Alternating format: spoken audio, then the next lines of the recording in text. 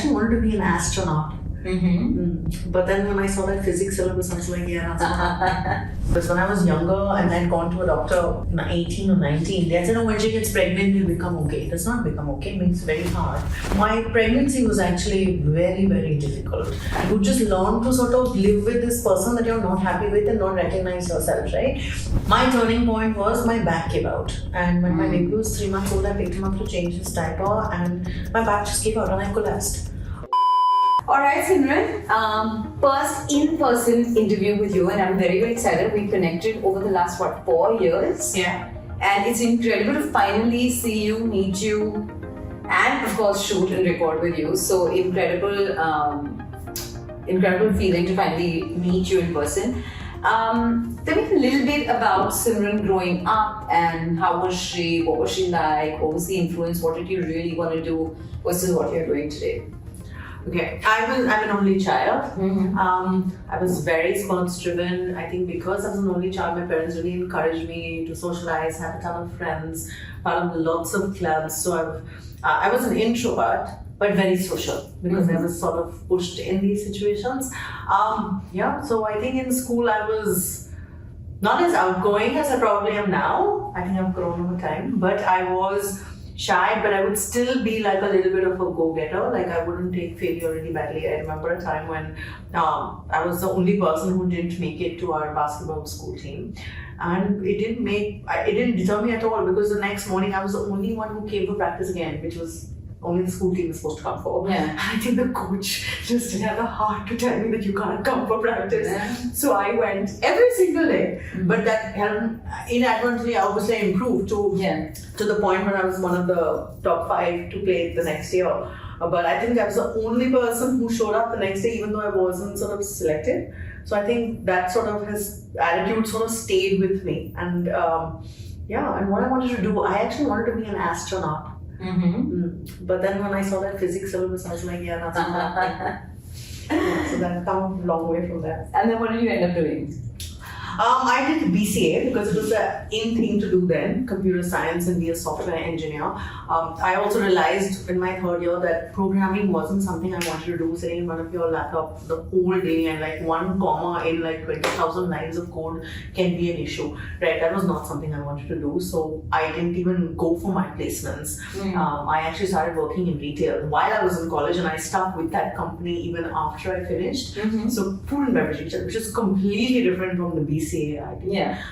But I think along the way you sort of realize whether something is for you or not. Right, and you never know before you get into a course. And I realized it wasn't for me, and my parents were fine because I had a job. Right, I already was working in college. And they gave me a full-time job, so I was fine. Was there a natural inclination to be in the F&B space was that something that just came very instinctively to you? No, I was very, very broke. And my allowance was, I remember, 1,000 rupees, and you can't do much on 1,000 rupees. And I used to play basketball, so I was on the state team, but I had a really bad accident because of which I had to stop being in the sun, so I couldn't play anymore. And while you're on the basketball team, you get a daily allowance for food and all that, which went away. So I had literally no money, and this little store had just opened, it's a very forward-thinking boulangerie with like rye bread and like stuff like that. All of this in Bangalore? Yeah, and this is like in 2003 and nobody had ever heard of it, and I walked into the store one day just to see in the evening, and the owner was standing there and he was like, would you like to work after college part-time? I was like, yeah, I don't mind, I need the money. So that's how I started working. And I worked with them that whole year, so that sort of gave me an income and I got dinner there. So it worked really well for me, and that's how I started. It was sort of more of a need from being completely broke to the point that I started loving what I was doing. But in the beginning I did everything from like sweep the floor to manage the till, close the store. You're working in a store, you're just a salesman. And from there I landed up actually heading the entire retail division and heading their corporate division when I left college. Eventually it was sold to Britannia. It was a coffee day company and it was sold to Britannia, which, it was a great stepping stone in sort of management for me. So but it didn't no like love for it. It started with being broke. Like I love that. Broke. I absolutely love so that. broke. And tell me, then when did Shadi happen? When did the baby happen? How did your whole journey into being who you are today happen? I mean, it's a very long journey. I worked here for a very long time, and then I collected money, and then I went and did my MBA abroad. But I was already seeing my husband, so I kind of came back to India because of him, and we got married. Baby happened. Then I was in luxury retail for a while. And then we got married, baby, after a really long time. I was quite old, I was 31, 32. And by then my PCOS was full blown, because when I was younger and I'd gone to a doctor when I was in my 18 or 19, they said, oh, when she gets pregnant, it'll become okay. It does not become okay, it makes it very hard. So my pregnancy was actually very, very difficult. I had multiple issues, internal bleeding and all that, because PCOS wasn't sort of controlled. I had very severe gestational diabetes, because of which I was on a very strict sort of food plan. I had to exercise every day. So my doctor told me to get insulin shots. And I'm very scared of injections. So I was like, I will do whatever you tell me, but as long as I don't have to take an injection. And because it was so strict, because if you have gestational diabetes and if you don't take care of it, the baby's pancreas will make and provide the insulin for the mother.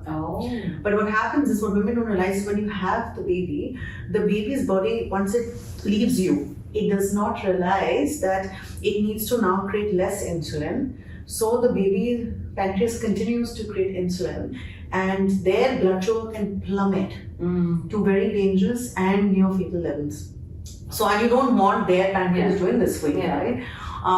So I was very strict. I was like very dedicated. And any mother knows this. When you're pregnant, you will do anything, right? Like if someone tells you to climb Mount Everest in stilettos, you will do it. But so after I delivered, all that pent up restriction, I went all out, and I wrote about this recently. I would eat a whole loaf of like masala bread or cake as snack, not even as meal, because it was just so much pent up restriction, and I just exploded. Like I just grew. And the gestational diabetes stayed.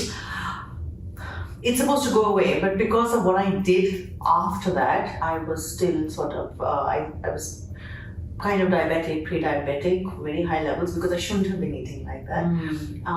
But once I started my regime, it all controlled itself. And the thing is that if you have PCOS, you will get most likely to get gestational diabetes, and you're more likely to be diabetic by the time you're 40. So taking that into account, you're always a pre-diabetic. So anyone with PCOS needs to eat like a pre-diabetic for life. That's how it is. You have no choice. Okay, then what happened? When did that pivot happen? When Simrun said, okay, this is it. I am now this size that I don't understand, I don't recognize, I don't feel good about. What was that time where... You know that human psychology, we all look at ourselves in the mirror and are like, I don't recognize this person, I hate it, I can't fit into my clothes, I feel like this, I feel like that. But you don't end up doing anything about it, because the task is so huge. I had to lose like 25, 30 kilos, but the thought of that, it's like trying to climb that mountain. It's just too much. If you lose a kilo, it doesn't matter. When you're thinking 25, 30 kilos, it's too much, and you don't end up doing anything about it. So you try, and then nothing happens, obviously, in the first 1 or 2 weeks, and you give up. And I did that many times. So it wasn't that. You just learn to sort of live with this person that you're not happy with and not recognize yourself, right? My turning point was my back gave out. And when my baby was 3 months old, I picked him up to change his diaper, and my back just gave out and I collapsed.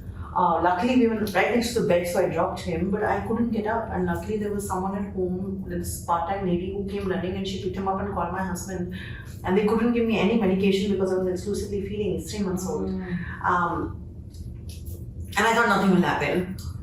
That pain stayed for like 2-3 months. For the first week, I couldn't even go to the restroom on my own. My husband or someone had to take me because my back was in such a bad state.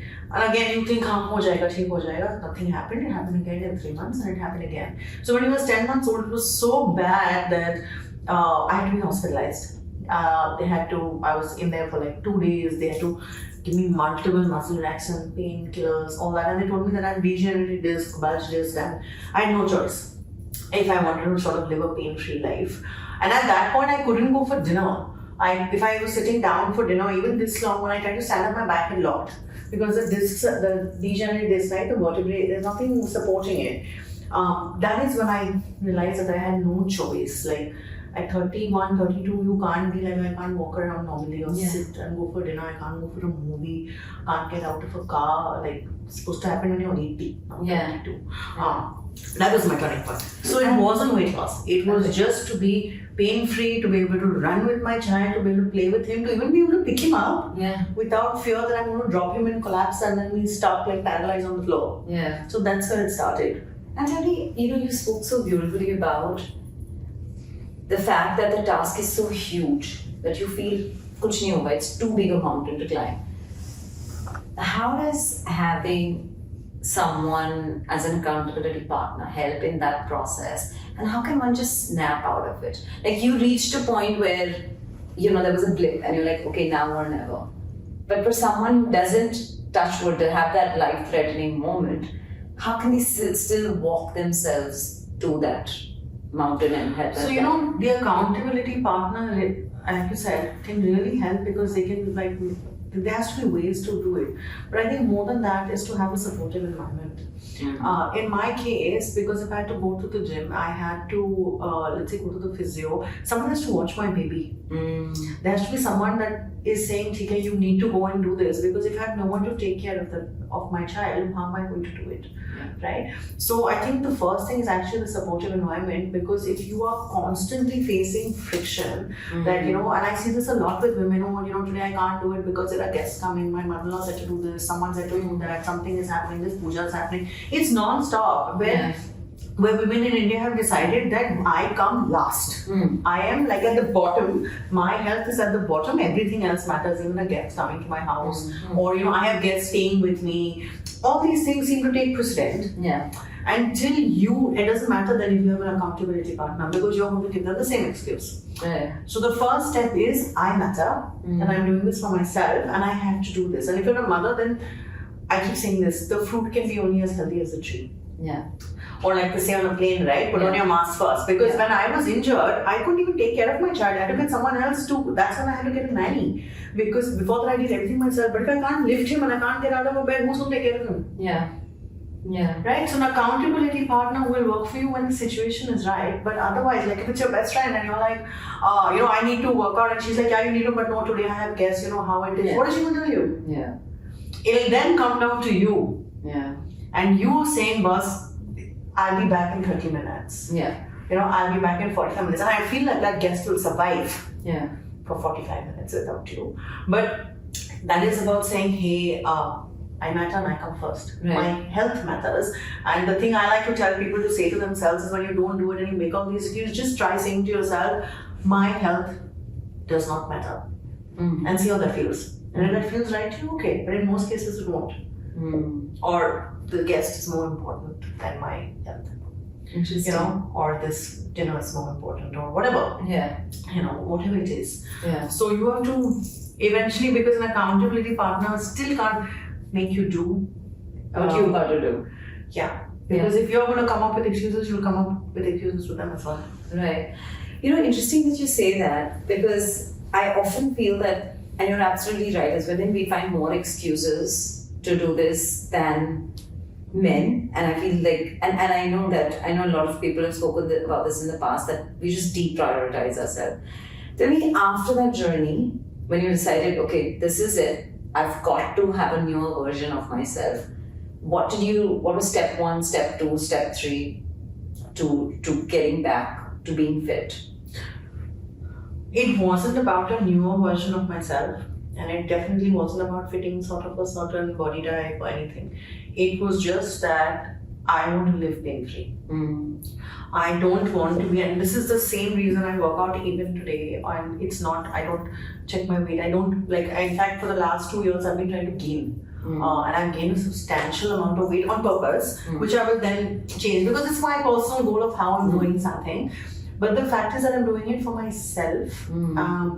And it isn't like a step 1, step 2, step 3, but for people who really sort of struggle, I would say it's like if you have to try and climb a mountain to lose 23 kilos, you just focus on the first one. Yeah. The problem is we focus on the 23. Yeah. And then we say, how fast can I lose it? Yeah. So the questions are, how fast did you gain it? Yeah. Okay, you need a minimum of half that time of consistency. If it took you 3 years to gain, it's going to take you 1.5. You can do it in easily like 6 months of consistency, but still, a realistic goal would be half that time to do it easily. And I would focus just on that first step, so that 1 kilo, if it is weight, on that one thing. But I really like to focus more on sort of what we call behavior-based goals rather than action-based goals. Rather than an outcome-based goal. So an outcome-based goal is I want to lose 23 kilos. But no matter what you do, you can't guarantee how much time and how you do it. Behavior-based goal is what are the behaviors that would get me to it. So for example, for a child, an outcome-based goal is you want to get 99% in this exam. You cannot guarantee it. You don't know what's going to come in the exam.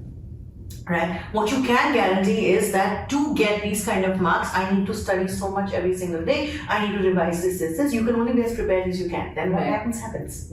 Correct? So that's a behavior-based goal. That means I have to do this every single day. I have to do X, Y, Z. Right? To get to this. So I think if you want to stay consistent with anything through life, it has to be a behavior-based goal. Super, I love that. And then what did you do as step 1? Like you started working out? Yeah. I did everything together because in my case, I went all out in those 5-6 months, but mine was an extreme case. I had to fix my back. So I would show up for workouts every single day. I was very particular about what I was eating. I was eating a lot. And what people don't realize is when you work out, you can actually eat more, not less. Correct. So people think that when you do this, you have to eat less because when you start working out, you can actually eat more and lose weight, right? And get fit. So I was very focused during that time because I was like, I have to be pain-free. I will not eat this. And I think if you give yourself that, this is my priority for 3 months, 6 months, whatever. That's how you do it. You have to make it your priority. Right. You have to make yourself a priority more than anything else, not that one. And then how much time did you take to lose that 23? 5 months. That's it. But like I said, I went all out. I was very, very, very consistent. But normally I would say a 23 is about a 6 to 8 month goal. Based on where you start. Like if you're 60 kilos, you can't do 23 kilos. Unless you're like 3 feet or something. But no. I find it so interesting that you say that. So, we're two very different sort of people. I've always, and I love workout, and you obviously know that, and I'm a huge fitness junkie. And it's so different, and I love what's common between us. So, Simran is someone who didn't exercise until she was 31. She probably didn't take her. No. So, but I was an athlete. Okay. All through school, I played state. So I was an athlete. It's that I stopped at some point because work took over. But before that, So someone who's worked out, been an athlete, took a break. Very long break. PCOS did not address it when I think, and I think it's a little bit of your doctor as well. I wish he would have told you a little bit earlier that okay, maybe you could do this. But doctors still say that. Yeah. When it's okay when you get pregnant, we hear it all the time. It and doesn't work like that. And there's someone like me who's been I know with my first salary, Simran, which was back in maybe 20 years ago, and I was making 15,000 rupees. I invested all of it in a gym. I used to make 20,000 as well. My first salary. And I invested all of that in an annual gym membership. And all my friends are like, are you crazy? We can drink, we can party, we can have so much more fun. Why are you doing this? And I was like, no, you know what? This means something to me. And I stayed consistent. But you know what's common between the both of us? The common is the behavior-based goal. I've never thought of it as weight loss, weight gain, whatever. I just met somebody this morning and she said, you don't look like a mother of a 15-year-old or a mother of 2. And I said, really, what is a mother of 2 supposed to look like? And she's like, have you achieved it all in the last year? I said, you know what? It's a good question. I think everything is a byproduct of what we've done over the last 2-3 decades to who we are today. And I don't think there's a set silhouette to how this person needs to look. Yeah, so the thing with the human body is, one is that if you've done it all your life, then, for example, if you go to a very good physio, they will tell you, like, if you have a problem, they won't look at your chronological age, they will look at your movement age. Yeah. Because it's very different. And Yeah. for people who move, who work out, so for example, I have people who come on the program, and I have seen 25-year-olds who I would put at body age of maybe 50 or 45. Really? Because of what their bodies cannot do. Right? They could be 25 chronologically. But for someone who's worked out, your sort of movement and biological age drops because the body is doing better.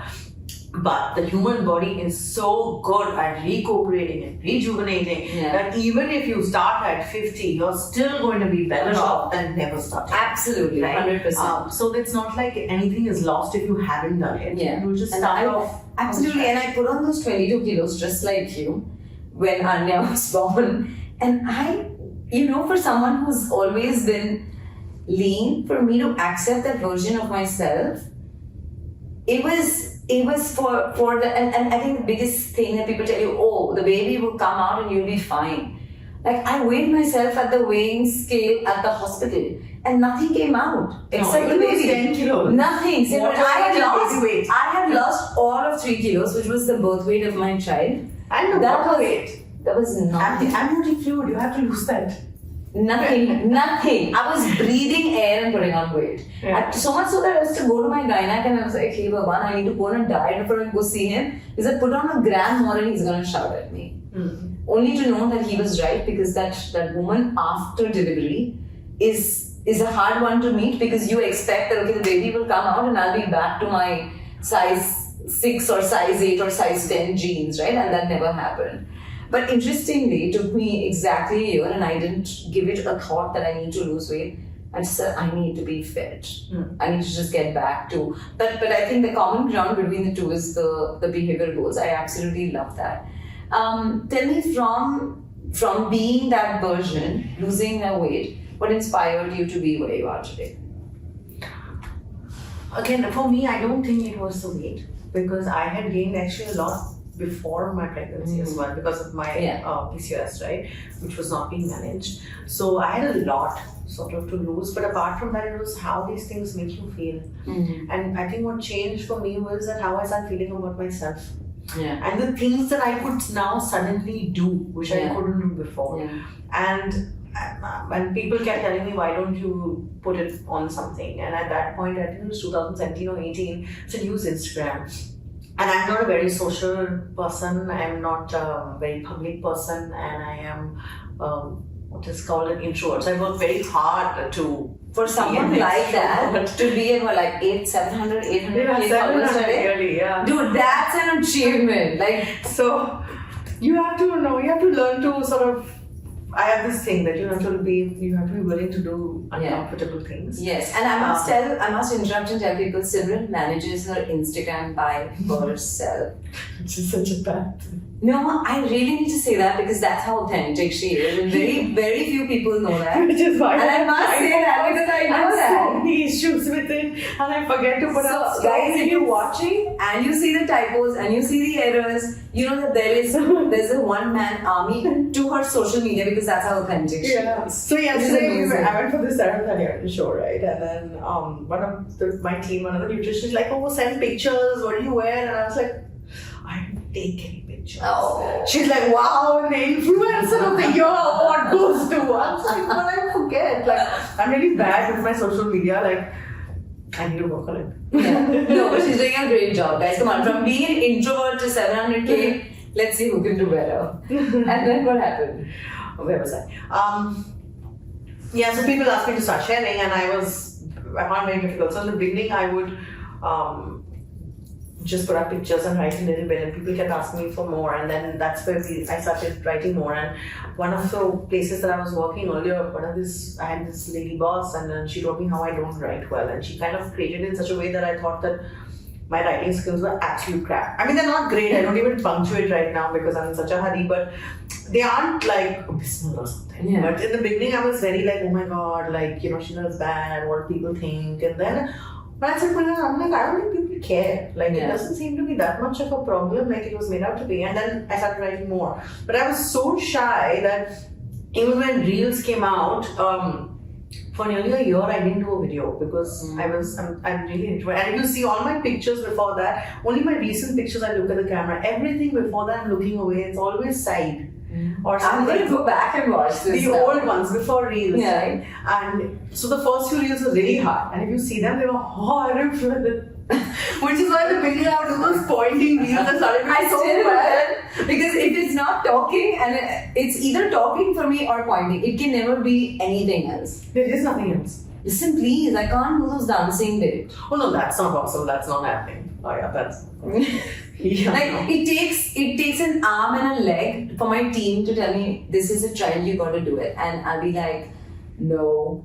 Yeah, no, I have no friends at all. But yeah. But very pregnant, and then what happened? So when people can ask me for solutions, I didn't want to do so. I started a pilot, and I was like, how do I make sure that women across India, irrespective of the social economic status, have access to quality programs? And there were people who would write to me, and there was this one lady who kept doing this form of keto on her own, and I kept telling her not to do it. And then one day she messaged me that she had biopsy, and apparently the doctor told her it's because of something to do with what she was doing with her food. It's not monitored in any way. There was another woman who did some cabbage diet from YouTube. There was another one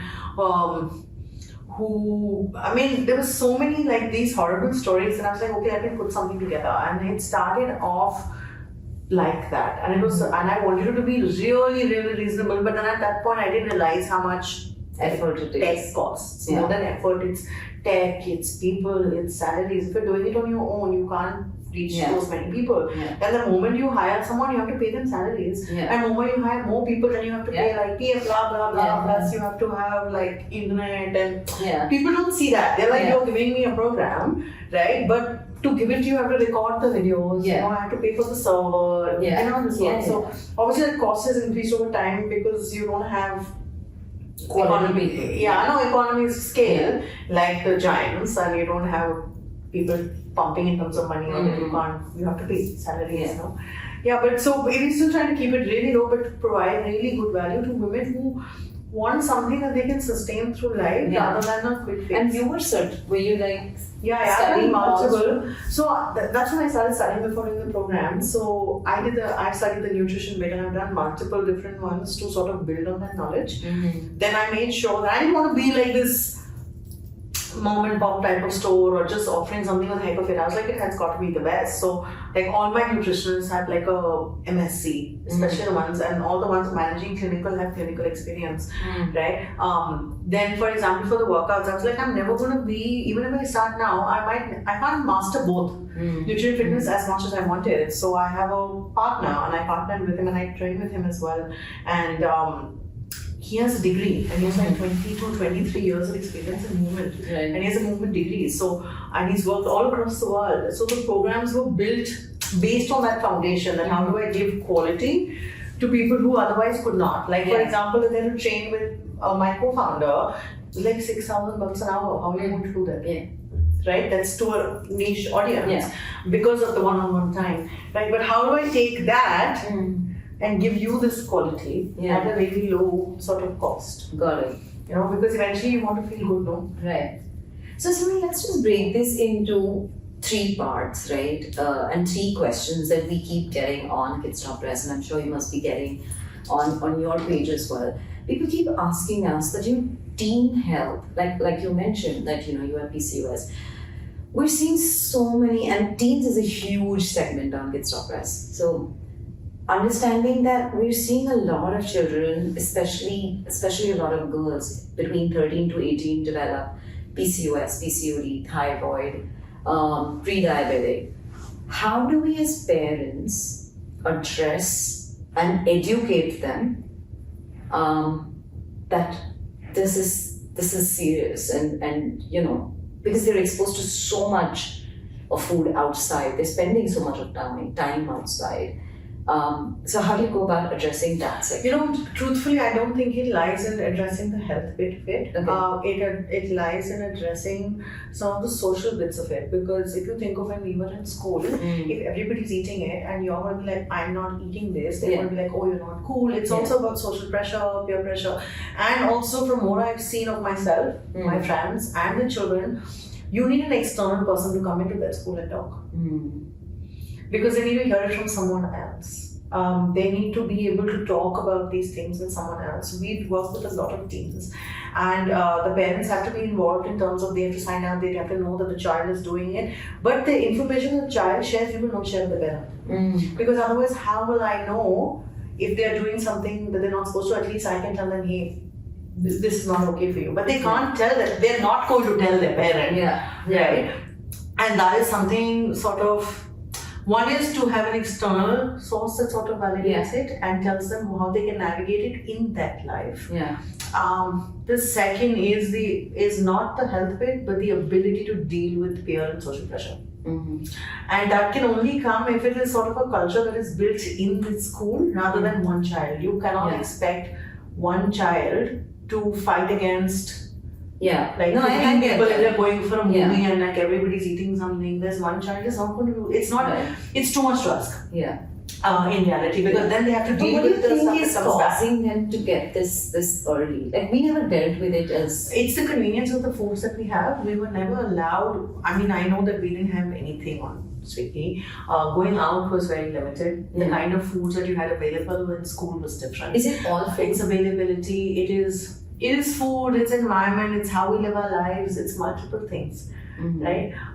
Whether you take how much movement you have, it is so many things to put together. And I think if there was the one thing that I would get children of this age to do, maybe one thing would be physical activity through a sport or through weight training. Whichever, both are very good for them. But a sport builds community, builds multiple other things, right? And I know a lot of my sort of personality comes from playing a team sport.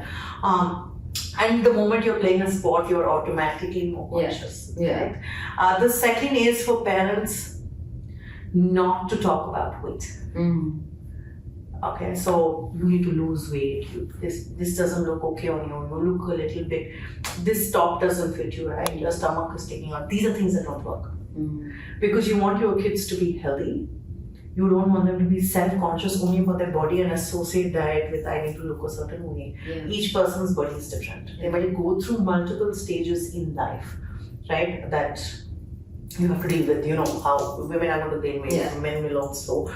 So those two I think really matter. I think it's how the parents speak. The other thing that we do with children, which will be maybe not teens, but it's done much lower, is not to tell children or not to distinguish between good and bad foods, good and junk food, or to say things like, oh, if you eat your vegetables, then you can have dessert. Because then it's like saying vegetables are chore, and if you finish that, then you get desserts. No.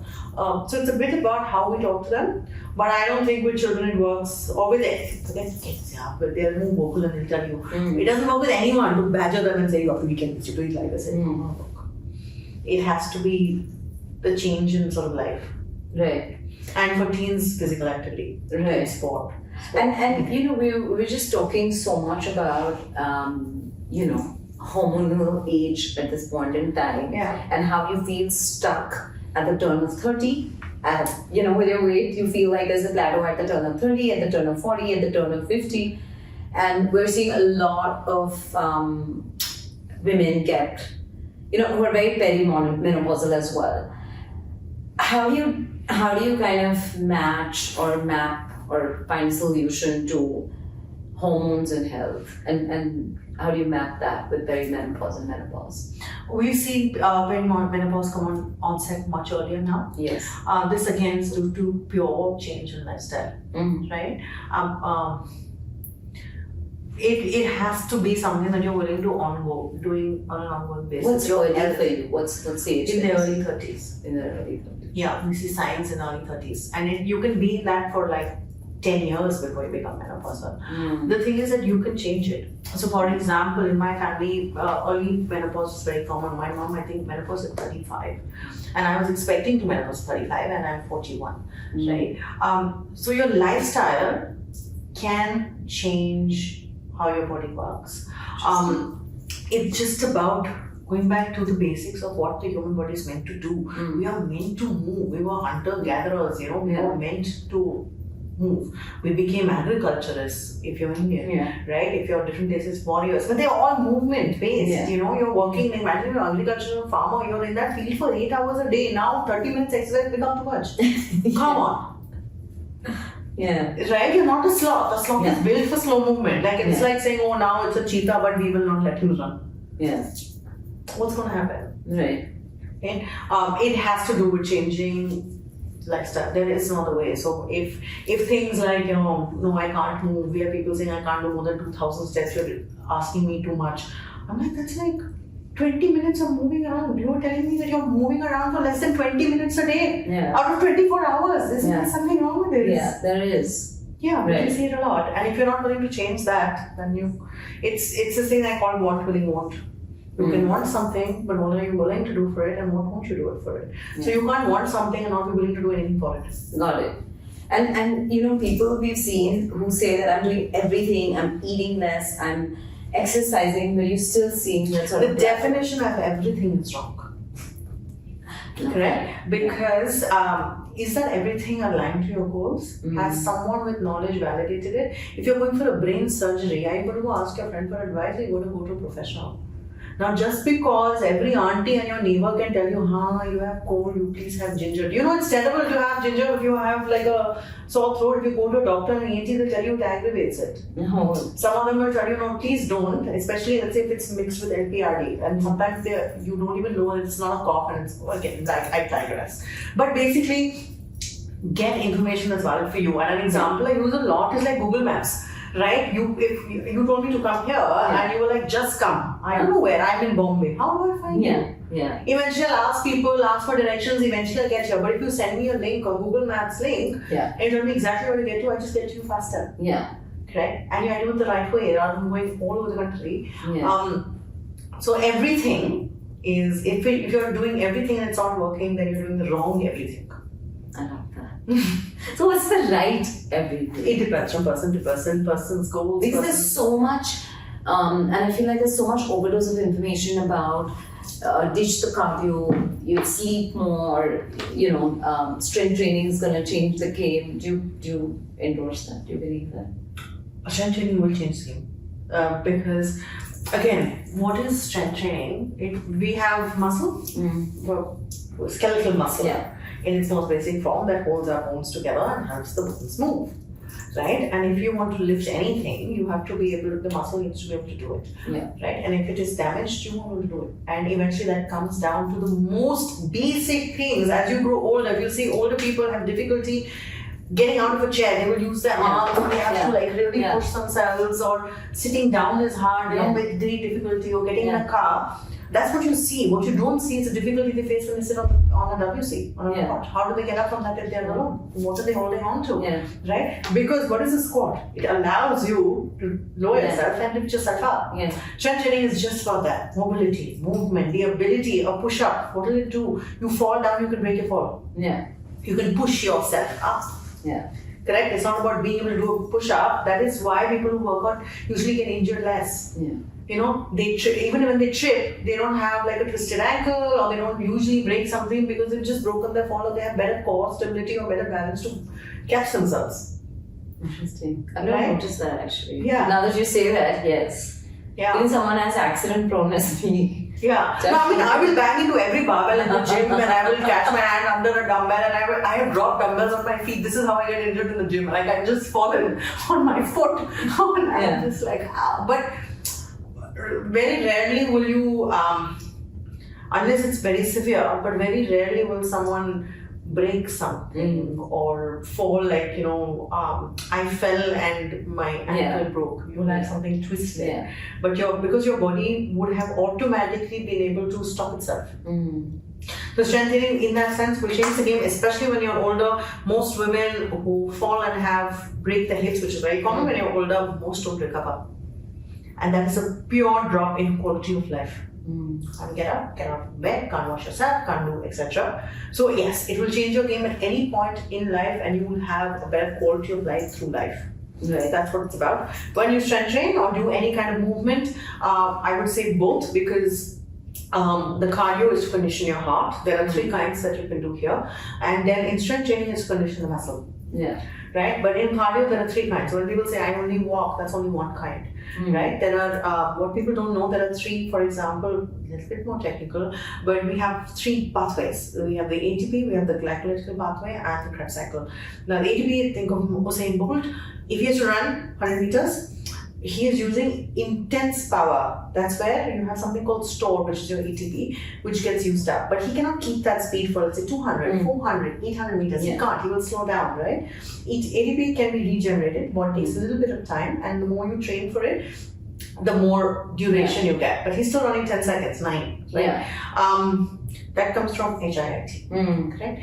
Then you have the glycolytic pathway. This is what will, let's say, make Usain Bolt maybe around a 400 meter or a 600 meter. He's still going fast. Correct? Faster than most, but his body can keep with it. Then there comes the last cycle, which is called where this is where energy is coming from and how the heart functions, and that is a speed that you can go at an indefinite pace. You can just keep going, and the body has enough time to replenish energy, right? So you have to train all 3 for the heart to train all 3. So cardio is just for that. It's for your heart to train, and the ability for it to go up quickly, come down quickly, to manage its heartbeat well, and this comes from cardio and from doing different forms of cardio to be able to manage that kind of stress. Right? Strength training, hormones, everything. Right? It just fixes itself. Interesting. I'm not going to get into those. Yeah. Very interesting to say tomorrow. but interesting that you say that. Now let's just see what does Simrun eat in a day. What I eat, what I like. Really? You know, I just love it about people who are lean meat machines to say this. It doesn't obviously work for everyone. It works. It works for everyone. Obviously, now if you're going to eat cake whole day, then that's not going to work for you. But the idea is to understand sort of moderation, and that comes from the fact that food is not scarce to us. We are not in a famine state. Like if I want to eat a croissant, I don't need to eat 3 right now. I mean, there will be a croissant available tomorrow as well. Yes. You know, if there is laddu lying on the table and there is mithai, I don't need to eat all of them. I can eat some of it later. Correct. So it doesn't mean that you have to overeat everything. If you want to eat a pizza, it doesn't mean you have to eat the whole thing. Have how much you want, a slice, 2, 3 slices. But I think I have rules. I try to stay away from all deep fried food. I won't, so that I won't eat. I will ask for changes if I'm in a restaurant as well. Like I'll say, can you not deep fry it? And it's okay with me if it doesn't taste how I think it will taste, because to me, if everything is deep fried, then you're definitely not a great cook, because that's just how the thing is easy, right? I will have protein in every meal. I'll make sure I have a crazy amount of vegetables in every meal to get my fiber intake. The high fiber intake in women has shown to lower risk of breast cancer as well. And of course, it helps your gut, everything, but nobody cares. But yeah, so vegetables in every meal, protein every single meal, a probiotic at least once a day. Those are my sort of standard rules, and drinking enough water. That will stay irrespective of what I eat. So even if I'm eating a pizza, I'll make sure there's a salad, or I will go home and eat cucumber if I have to, but I will get my fiber intake. So yeah, so you have to give me more hacks like these, like eat the pizza and then go home and eat a cucumber. No, you can order a salad there as well. I order dressing on the side, because otherwise you're just putting in a crazy amount of oil.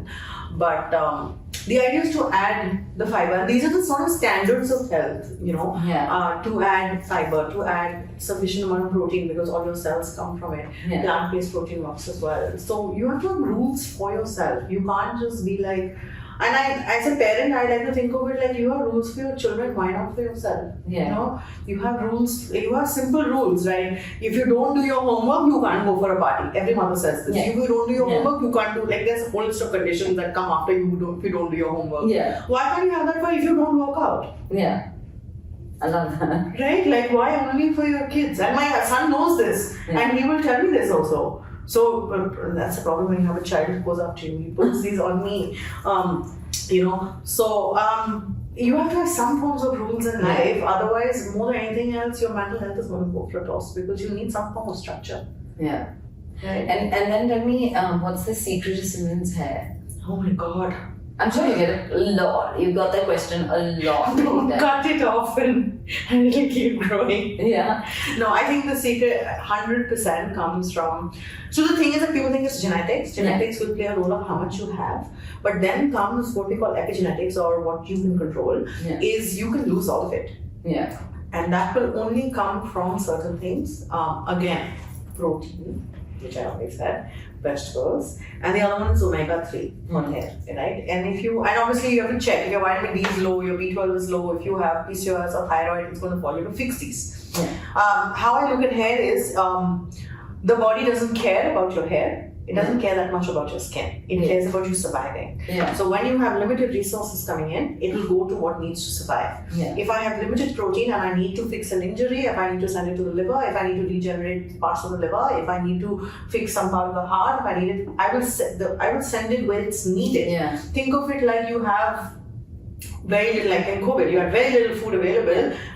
How do you put it out? Like how do you use it? Yeah. When there is enough, the body then starts thriving. Then it will send it to other parts. Right. It will because see, protein will first go to your muscle, and I don't even mean if you're not working out, doesn't matter. This is like general muscle to keep you like moving and move your hand, right? It'll go to your tendons, it'll go to your ligaments, it'll go to your bones, it'll go to all that. Yeah. Hair is like the last concern for survival. If you're lost in a forest, the body doesn't care about hair, right? It cares about that, and it sends it when there is enough. Right. So if you have to move from thriving, from surviving to thriving, basically, and that comes from.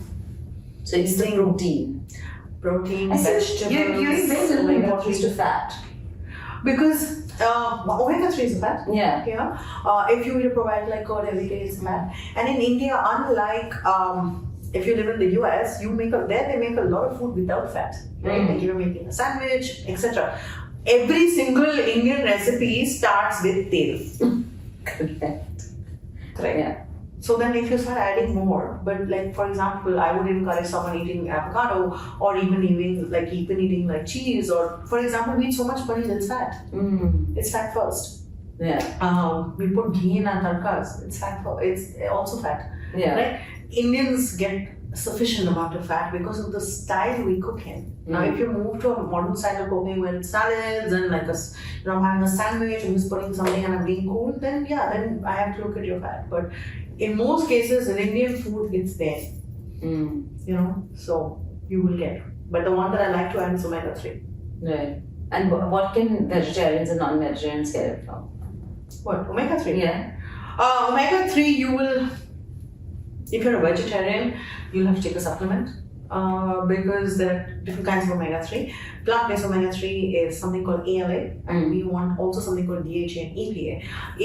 You need ALA as well, but ALA does not convert very well to DHA and EPA, and so it's a bit like buying a lottery ticket and hoping it converts, and we don't know how much will convert. So you take the DHA EPA supplement. It comes from algae, so you can take a vegan algae-based supplement. You don't have to take a non-veg supplement, but you might need to take a supplement for the DHA and EPA. And it is, especially with mothers, it has a huge effect on fetus health, fetus brain health as well. So it should be taken. And it's one of the things we put in our preconception as well, because I encourage people, if you don't do that, go tell your gynecologist, I do not eat fish, I'm a vegetarian, do I need to do something differently? Usually they give you in your prenatals, there will be DHA in it. Interesting. I don't have any memories of it now, but I'm sure it was there somewhere. It's always so interesting to chat with you, Simrun. What's next? Ooh, there's lots going on right now. I'm looking at a lot of different things, but basically, one of the things that I'm really looking at is how do I take being healthy or living putting sort of health and fitness so easily into your life that it just becomes a part of it. I think which is what everybody struggles with. Yeah. That is what I'm working on right now. Right. And do you ever feel do you ever feel overwhelmed, and do you feel like, how am I going to do this given that, there's family, there's friends, there's work, there's there's social media, there's competition. How are you managing all of that? I think it's very normal to feel overwhelmed, especially in places where you are trying to push yourself beyond the boundary. But like I said, and I do this in a lot of programs, we actively have a habit called learning to be uncomfortable. It's called being comfortable with discomfort. And we get overwhelmed when you can't handle something. But if you put yourself in controlled, uncomfortable situations over time, it's like resistance, or it's like being able to lift more. Over time, that willpower builds and you can just handle a little bit more without it being taking over. So a lot of things are overwhelming, and a lot of times days are overwhelming, but you remind yourself it's one day. It's not a bad life. It's not an overwhelming life. And I like to look at it as, we have this thing, the skills of control. What can I control in this? What can I not control? If I have zero control over it, I do nothing. But if I have control, I'll control that part. It is what it is. Yeah, that's what I keep telling myself, and I keep telling my team this: control the controllables, because that's all. I should send you our spheres of control worksheet. It's so nice. I mean, you can use it in any aspect of life, but it's something that really, really helps, because we do this whole module on stress and how to deal with stress, how to identify stress, all that. And it's part of that sort of module. And it's very interesting that you said how to control stress, because I was recently listening to a podcast, and I don't know who it was, but they said that please stop telling people don't get stressed. Don't take stress. Don't take stress. That's like the worst advice to give to somebody, because it's impossible. Like, that stresses you out. If someone tells you don't take stress. Because you don't know what to do with it. So for example, if I say lose weight, if you don't know what to do with it, it's about finding the steps of how to do it and finding that. So that is something that we do quite often now, and of how you manage stress. So if someone says you're taking too much stress, and you're like, but I don't have anything stressful. There are multiple things. So and that is like a very long conversation. But it's interesting. He says, don't tell someone don't take stress. Just tell them, let's learn to manage stress better. I wouldn't say that either. I wouldn't.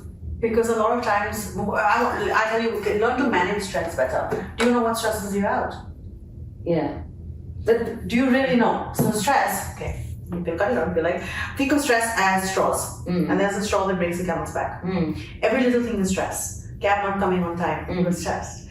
Meet didn't come, you are stressed. Child didn't finish homework, you are stressed. I need to get home on time, I did. Oh my God, there is traffic. Every single thing adds a layer. This doesn't fit me right. I'm feeling fat today. Oh, I didn't get to empty my bowel straight. Everything adds a layer of stress. And then a person snaps. And I'm like, oh my God, why did you snap? It's just a small thing. But it's not. It's that straw that breaks the camel's back. So the idea is not about managing stress, but identifying which are not the trigger, every little bit and every straw, and see which straw can I remove, because right now you don't know how to identify the straw. It's about identifying those straws and moving them out, saying does not need to happen, does not, right? So managing stress, I don't want you to be managing that full haystack and then adding more on it. When you're going to get stronger to handle more, carry more. No. How do you know what to keep and what to offload? Right? So it's not about being able to, the idea is what is stress? That's where, and you can figure that out for yourself, and we do this workshop on it. If you can figure that out for yourself, the rest becomes easy. Interesting.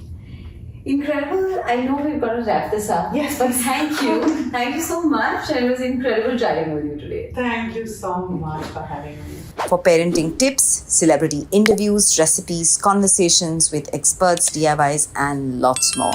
Subscribe to Kidsstoppress now.